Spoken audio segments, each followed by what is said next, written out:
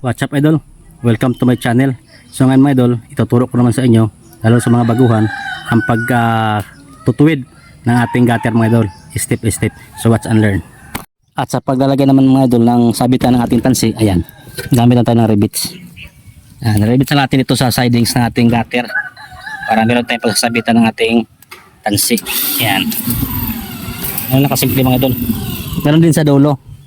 Ayan, ganoon din sa kabilang dulo. At meron ding tansi doon. Meron tayong lalagyan na rivets para pagsasabitan ng tansi. So ilang mga idol kasimple. Ayan, so meron tayong tansi mga idol. Yun ating guide sa tuwid, no. So atin ang i-rivets or i-texture yung ating pinaka bracing, no, or bagting adjuster. Ayan, doon natin i-rivet siya sa ating color rope. So ganyan lang mga idol kasimple. Kapag nagtutuwid tayo ng ating gutter, kailangan talaga maglalagay tayo ng guide or tansi para makasigurado tayo na tuwid ng ating ginagawa. Kasi mahirap talaga mga idol yan kung ating silip-silipin lang yan mata-mata. So pinaka-accurate talaga tayo maglagay ng PC dyan para meron tayong guide para yun natin susundan sa pagtuwid. Walang kasablay-sablay mga idol. Yan ang pinaka-accurate na aking mai-recommenda sa aking mga idol dyan na baguhan pa lamang, no, sa pagkakabit ng gutter. Kasi napakahalaga mga idol itong ating gutter na tuwid. Kasi ito po mga idol ang pinaka naka-front, no, sa ating bahay. Isa na rin to sa nagpapaganda sa ating roofing installation.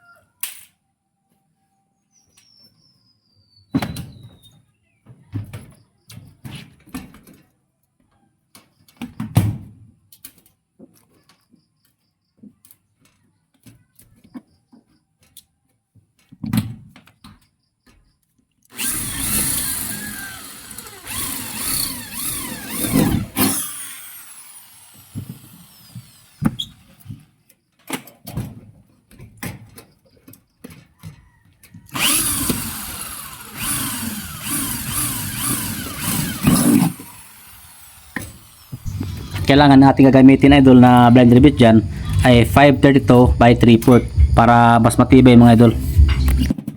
So ayan, malapit na matapos mga idol, pero talagang tuwid na mga idol yan, di ba? Napakalinis din mga idol kapag tuwid ang ating kantuhan ng ating gutter, di ba? Lalo na kung stainless na ating ginagawa, talaga ng mga idol ay kita-kita mga idol ang kilo niyan kapag hindi maganda ang alignment niyan. So kailangan talaga pulido yan, talagang quality. So ilang mga idol, ang mga discarded tip mga idol na aking binabagi sa inyo para naman magiging satisfy ang ating mga kliyente na nagpapagawa sa atin. So yan mga idol, sa wakas nayari na rin natin paglalagay mga idol ng bubong tsaka yung ating gutter. Ayan, yan sinasabi ko mga idol, kailangan may tansi talaga bago natin i-fix yung mga bagting na yan. Pinaka-bracket nating gutter para tuwid na tuwid mga idol. Kita niyo naman, no? Oh, tuwid na tuwid mga idol yan, no? Yung sidings na yan, no? Ngayon lang mga idol magtuwid mga idol ng gutter para magarating na mga sa labas. Yan, no? Yan. Quality yan. Malinis tingnan yan kapag ganyan na pagkakagawa. May tansi para tuwid na tuwid mga idol ang mga kantuhan yan. Islap mga idol yan. Sa ilalim naman natin i-check dito. Ayan. So napakalinis mga idol, oh. Yung ating pagkakalagay ng roof framing. Ayan. Matibay mga idol. O, di ba? Ayan. Matibay mga idol yan. Kapag ganito mga idol ang ating setup. Ayan. Aray-grahe lang mga idol, pero talagang napakatibay na rin mga idol, oh. Quality. Ayan. Ganda mga idol, paikot. Ginamit ko lang ito mga idol, si channel 2x3, tapos 2x2 na pang parlina, tapos angle bar na 1/8x2 ginawag ko flat trusses. Ayan. So yun mga idol, thank you for watching.